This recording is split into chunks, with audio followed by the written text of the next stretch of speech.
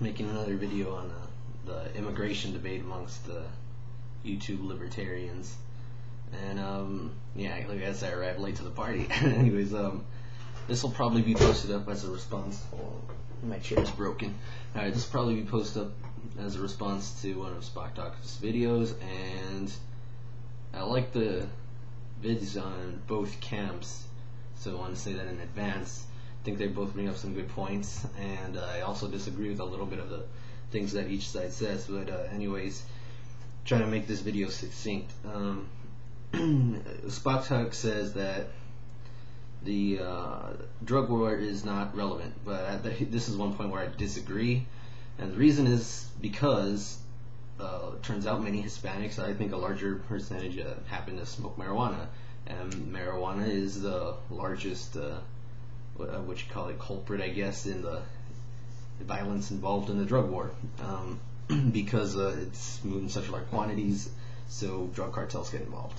And another thing to keep in mind is that anytime someone working for a drug cartel that is not a citizen of the U.S. comes over here and kidnaps someone, they're automatically listed, within the group of illegal immigrants, right? They belong to that category because obviously they don't have papers to come here, so by definition, they are illegal immigrants.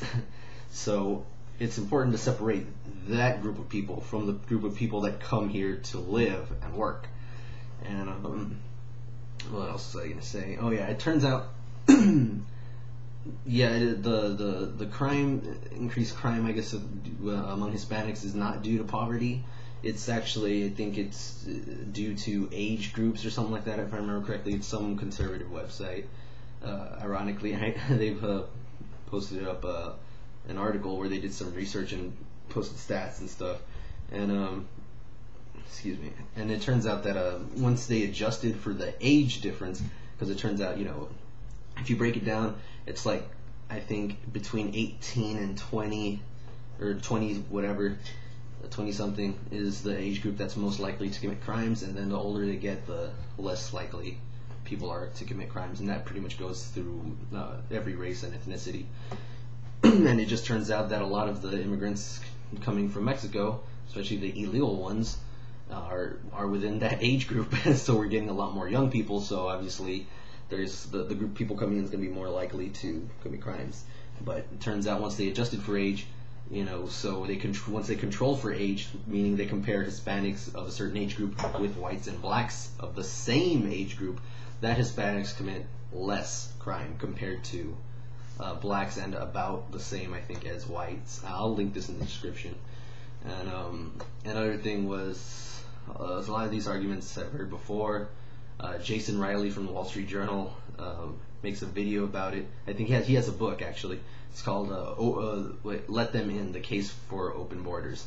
And he made a video on Reason.tv, and I'll link that also in the description. It's like 30 minutes. It's a pretty cool video.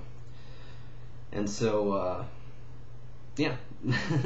I think I mentioned some of this already in a previous video where I said that a lot of the things we don't see is what's not taken into account. We don't see or hear about the immigrants that are coming here and not causing trouble, obviously because they're not causing trouble, so they don't get attention. Right? So it's only once you cause a ruckus that you get attention. So obviously the people who are criminals are getting attention from the media and such. And I think there was one more thing I wanted to mention. Can't quite remember it. I might put in another video or something. Yeah. Or it'll come to me. I don't know.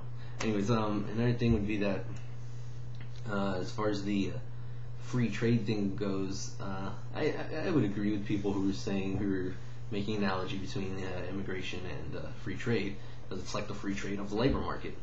Another thing is that Spock brings up the point about noise pollution in the community, and that he would favor some force to stop noise pollution. But I view this also as still adhering to private property. And the reason for that is noise pollution is an externality, right? You create noise, and the vibrations sent through the air or whatever, they make your eardrum vibrate, because that's how you hear things. Your eardrum vibrates. So obviously it's interfering with someone else's property. And so that's an externality that I think you could use force against, because it's a violation of property rights. Even if you don't believe in rights, right? It's a violation of private property. What was another thing? Oh yeah, and so I think it's also important to keep in mind that while we don't have any particular way of predicting exactly how a stateless society or total market would result or in as far as immigration goes, let's say that some people don't want immigrants, right? We know that for a fact. Some people don't want that many immigrants, or any at all. Other people do want immigrants, right? So in a stateless society, my position is that it's reasonable to think that we would still have immigrants, and the reason for that is you can look at some of people's actions today, right? Revealed preference. You can look at their actions and show what preferences they have. And so using this tool of analysis, we can see that some people have a preference for immigrants.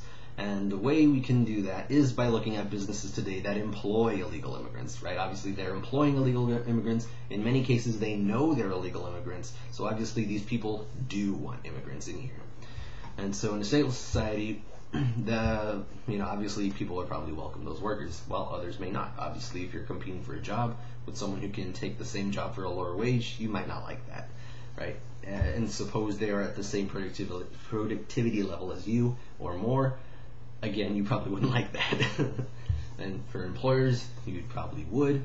And to use a consequentialist argument, the economy as a whole would benefit because we get to pay lower prices and have expanded output. So it's shifting the supply curve to the right, so to speak. And we can also see that, it would keep prices lower because of the increased supply. You can either use this through a supply and demand curve or the equation of exchange, right? MV equals PY. So if Y goes up, P goes down to maintain, all else being equal. Anyways, so yeah. So I think that, and also you have to realize that there's also these immigrants sometimes come here, either they live in shacks or abandoned places, so obviously they're not necessarily making anyone worse off by doing that. And another thing is that if they do live somewhere, in an apartment or in someone's house, obviously they're being housed in many cases, I think most cases, by people who know they're illegal immigrants or who simply don't care. So again, obviously they're not necessarily violating property rights by being here. I suppose you could say if they cross the border they are, but it depends. Obviously if there's a certain tract of land that they have to cross that's owned by the state, I suppose one way to look at it would be to have the whole population vote on, or the whole voting population vote on whether or not they want illegal immigrants coming in, or whether or not they think that illegals trespassing on that land should be either deported, thrown in jail, or whatever. I think throwing them in jail is a bad idea just because it'll overcrowd the prisons. But or another way is that you could essentially privatize that property such that everyone owns a share of the land, so to speak, and so they can buy or sell it, and then also through that mechanism they can also vote on how they want that land to be used. And but yeah, and another thing is that a lot of times there's people that come here, coyotes as they're called, who have people in the back of their vans or whatever and smuggle people in. So they're not necessarily violating property rights. It's just something that some people don't like, right? They don't like that there's new people coming to the country.